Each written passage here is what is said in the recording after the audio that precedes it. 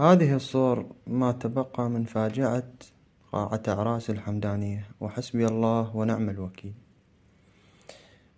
على الدولة محاسبة المقصرين لكافة قاعات الأعراس، مو بس بمحافظة نينوى، بكافة قاعات الأعراس من كافة المحافظات.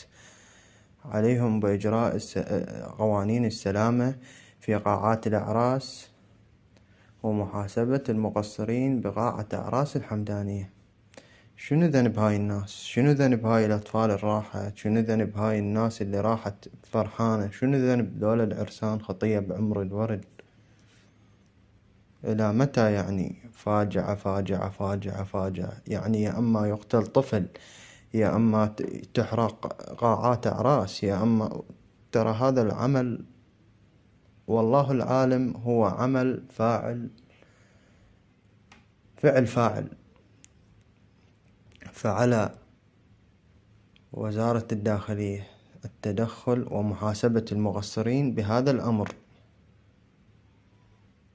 لأن أكو فعل فاعل بالموضوع. ماكو قاعة أعراس بها باب واحد. يعني شنو ذنبها هسه هاي الناس؟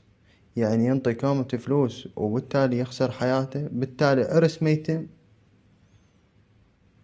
يعني خلصنا من قتل الأطفال، قتل النساء، من التعنف، رجعنا النوب للقتل والحرق لا، هاي كلش فاجعة يعني. فعلى الجهات المعنية محاسبة المقصرين بهذه العمليات.